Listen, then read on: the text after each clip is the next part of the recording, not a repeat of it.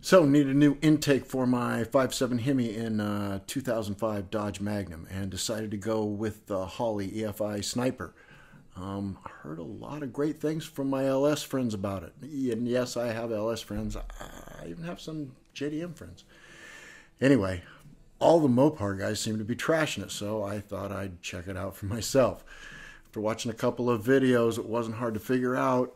Guys getting stuff off of eBay with the wrong gaskets. Guys trying to drill out the injector ports, showing you what kind of bit you need.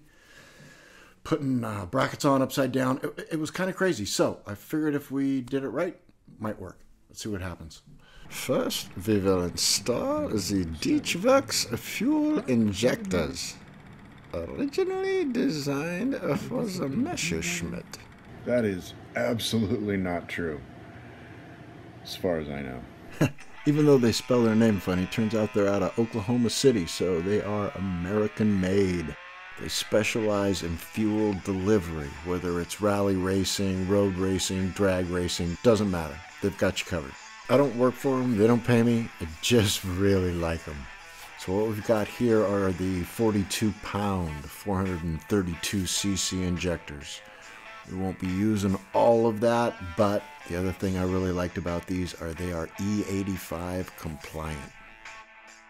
And so the manifold itself was actually designed so the fuel rails sit up fairly high so it can accommodate things like the EV1 injectors from LS1s and LS6s. So what you're going to need to do is get these small extensions for the fuel injectors.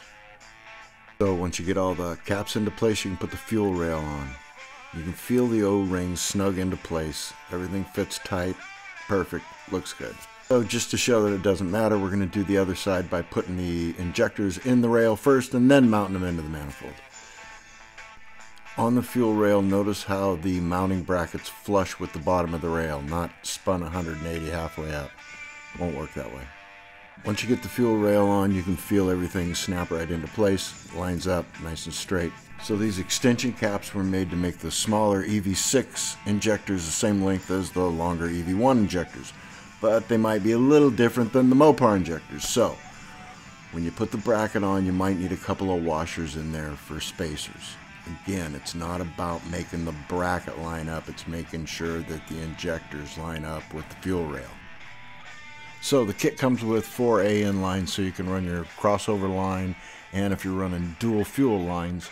But with the 5.7 Magnum, we're running a single fuel line, so we'll also use the cap that they provided. Cap's going to go on the driver's side. So just put a little oil on the O-rings, put them in, tighten them down hand tight, and usually a quarter of a turn are nice and snug and you're ready to go. So with the crossover fuel line connected to the front of the manifold, we can start working on the throttle body. Get the O-ring in with a little oil on it, and ready to put the throttle body on. So just tighten the bolts down in a cross pattern. I think torque specs are 105 inch-pounds, 9 foot-pounds, which is actually 108 inch-pounds. Just fucking send it.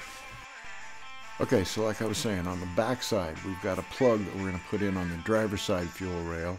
And on the passenger side fuel rail, we're going to put in the other AN fitting. Alright, if you're running a standard fuel line, then what you're going to want is you're going to want one of these adapters that's a AN8 to a quick connect 3/8 inch fuel line.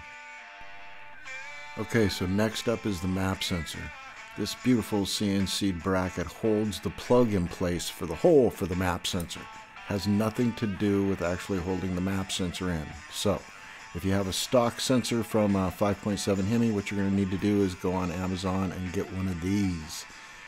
It's the same map sensor, it just has 2 tabs on it that attaches quite nicely.